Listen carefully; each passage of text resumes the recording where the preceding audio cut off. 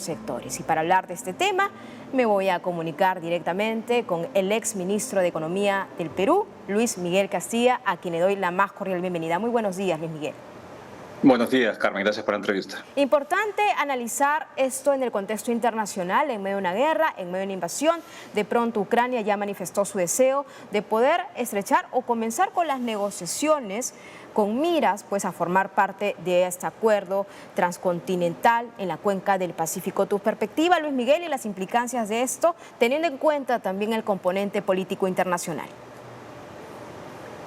Creo que muestra la intención de diversificar los socios comerciales, mirar mucho más hacia el otro lado del mundo, hacia el Pacífico.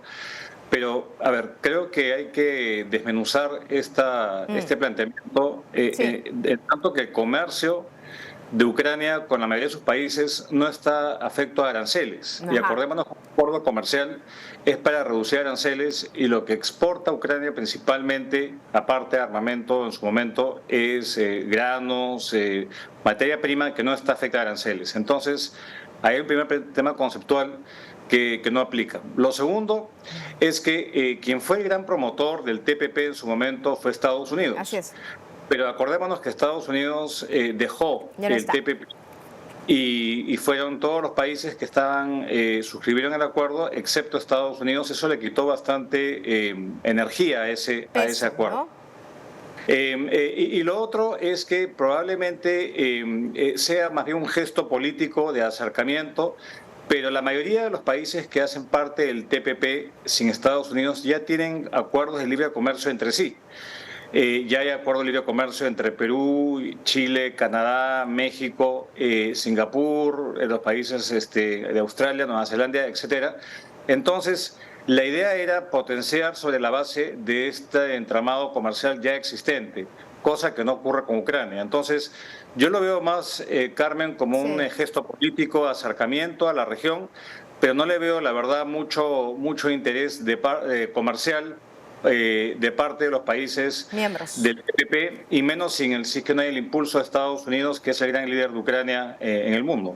Por supuesto, ahí tienes mucha razón, y hay un componente, un aliado estratégico. Estados Unidos, como bien sabemos, pues no está ahí, no está presente. De pronto le podría dar el espaldarazo. Ahora, entonces, tu análisis es desde un gesto político, con miras, digamos, un escenario muy complejo, casi inviable, imposible, Luis Miguel, de que podría darse en un futuro, porque incluso lo que ha dicho el viceministro, y le acabamos de dar a conocer, el viceministro de Economía ucraniano, que lo que se desea es que sea para el próximo año, antes de julio. Entonces es muy ambiciosa esta proyección, y esta noticia ya está pues dándose a conocer en toda América Latina.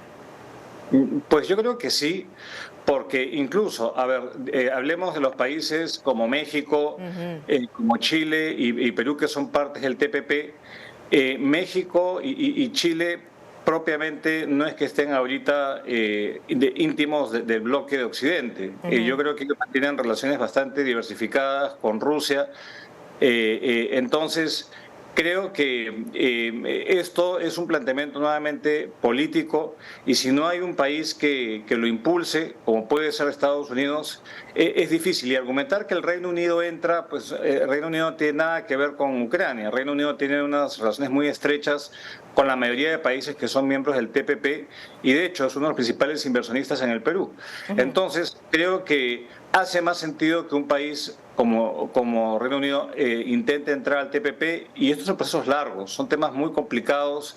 Le cuento, cuando negociamos el TPP para que Perú entrara, había un tema de propiedad intelectual que tomó muchísimo tiempo negociar, y así hay una infinidad de capítulos de compras públicas, de temas de libre comercio y de competencia, que no son triviales y que luego tienen que ser ratificados por los congresos.